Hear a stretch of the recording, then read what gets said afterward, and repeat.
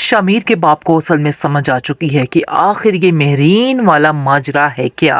کیونکہ بار بار اس کا کال کرنا اور بار بار آ کر شمیر کے بارے میں پوچھنا اس چیز کا تو فائنل ہے کہ اب وہ بہت جلد اس رشتے کی بات کرنے والے ہیں۔ لیکن یہ بات جب شمیر تک پہنچے گی تو شمیر تو بالکل بھی نہیں مانے گا، ظاہری سی بات ہے، وہ تو شبرا کی طرف لگا ہوا ہے۔ دوسری طرف آپ دیکھیں گے کہ جیسے ہی وہ کال کرتا ہے شمیر کے باپ کو، یعنی کہ مہرین کا باپ، تو کہتا ہے کہ مجھے تم سے بہت ضروری بات کرنی ہے شمیر کے بارے میں، جس کو سن کر وہ کہتا ہے کہ آخر شمیر کے بارے میں ایسی کون سی بات ہے، آپ کو اس کی کیا بات بری لگی جو آپ مجھ سے کرنا چاہتے ہیں، آپ مجھ سے بلا جھجک بول سکتے ہیں، کوئی بھی مسئلہ نہیں ہے۔ لیکن اب دیکھیں گے کہ وہ کہتا ہے کہ میں تم سے ملنا چاہتا ہوں اور گھر آ کر تم سے بات کرنا چاہتا ہوں۔ اس کے دل میں تو کھٹک چکی ہے کہ بات کچھ خاصی ہے، لیکن وہ جیسے ہی گھر آتا ہے تو آ کر بات کرتا ہے اپنی بیٹی مہرین کے بارے میں، جس کو سن کر بہت پریشان ہو جاتا ہے اور کہتا ہے اس کا باپ کہ میں دیکھتا ہوں اور میں ضرور بات کروں گا اپنے بیٹے سے، مجھے امید ہے کہ وہ اس رشتے کو کبھی ختم نہیں کرے گا۔ لیکن یہ بات اٹل ہے کہ وہ کبھی بھی ماننے والا نہیں ہے، کبھی بھی اس چیز کے لیے راضی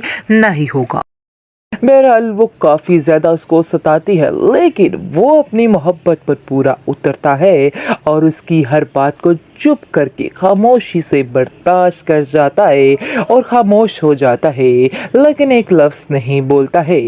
ایسا لگ رہا ہے جیسے سکینہ بی بی کو ساری خبر ہو چکی ہے اور سکینہ بی بی اس کا ساتھ دینے والی ہے، کیونکہ وہ جانتی ہے کہ اس کی بہن نہ تو کسی سے محبت کرے گی اور نہ ہی کسی کے ساتھ کچھ، اس لیے اس کو ہی کچھ کرنا ہوگا، اس لیے وہ اس کا ساتھ دینے کے لیے ریڈی ہے۔ ناظرین، ہم بھی اس کا ساتھ دینے کے لیے ریڈی ہے۔ بہرحال چلیے چلتے ہیں کہ آگے کیا ہے اس کا ریویو، آپ کو بتاتے چلے کہ اس کا باپ جو ہے بے حد یقین کرنا شروع کر دیتا ہے اس لڑکے پہ اور کہتا ہے کہ مجھے ایسا لگتا ہے کہ جیسے یہ میرا اپنا ہی بیٹا ہے، جس پر فاضل بخش کہتا ہے کہ بالکل جی میں آپ کا ہی بیٹا ہوں، مجھے اپنا ہی بیٹا سمجھیے، اس میں کوئی شک نہیں ہے۔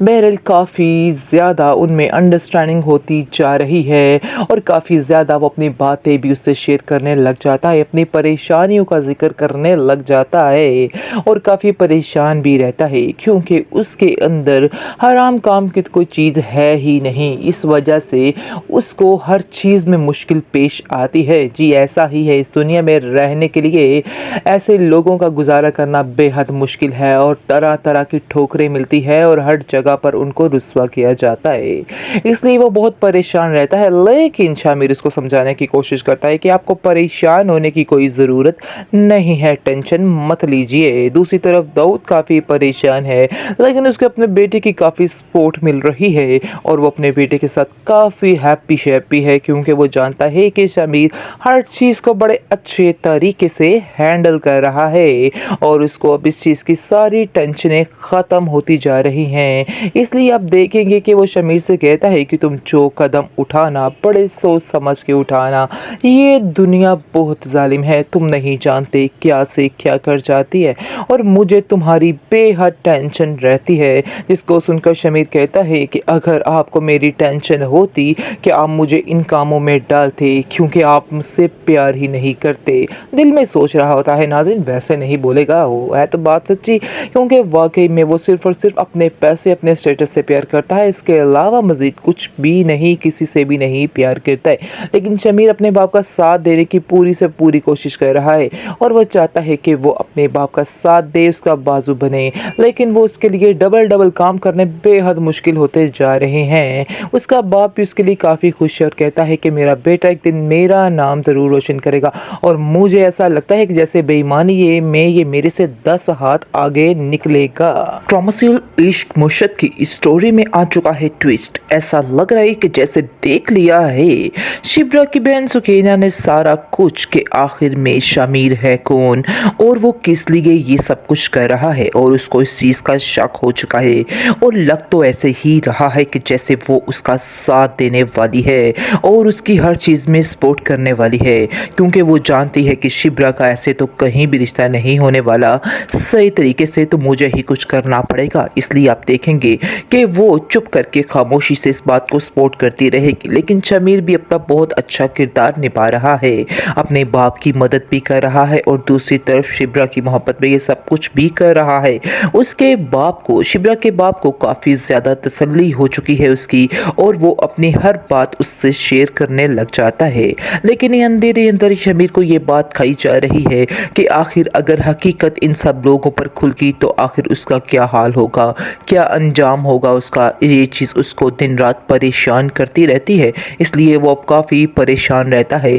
कि ऐसा ना हो कि उनको इस चीज़ का पता चले तो वो उसको छोड़ दें। इसलिए ये बात उसकी टेंशन काफ़ी ज़्यादा बढ़ा देती है। दूसरी तरफ अब देखेंगे कि इस कदर परेशानी हो चुकी है शिब्रा के दिमाग में कि वो उसको देख देख के उकता चुकी है और बहुत ही गुस्सा करती है उसके ऊपर, जिसकी वजह से उसका बाप उसको समझाने की कोशिश करता है कि आखिर तुम मुझसे क्यों इतना चिढ़ती हो, बात बात पर उस पर गुस्सा कर रही हो, ऐसा ना हो कि वो यहाँ से भी परेशान होकर चला जाए। आगे से सुकैना कहती है कि नहीं, वो यहाँ से कहीं नहीं जाने वाला है, क्योंकि मुझे पता है वो इधर ही रहने वाला है, क्योंकि उसका शक यकीन में बदलने वाला है और वो जानती है कि आखिर शमीर का इधर रहने का फैसला क्या था। इसलिए आप देखेंगे कि उसका साथ देने को तैयार हो जाती है। दूसरी तरफ आप देखेंगे कि उसकी माँ जो है शिब्रा की, वो काफ़ी ज़्यादा खुश हो जाती है और उसको बहुत ज़्यादा लाड प्यार करना भी शुरू कर देती है, जिसकी वजह से शदीद गुस्सा आ जाता है शिब्रा को और कहती है कि आप लोग ऐसा ना हो कि एक दिन पछताओ, अगर आप लोग पछताओगे तो फिर मेरे पास कोई भी मत आए, क्योंकि मुझे नहीं लगता है कि कोई गुंजाइश बाकी रहेगी।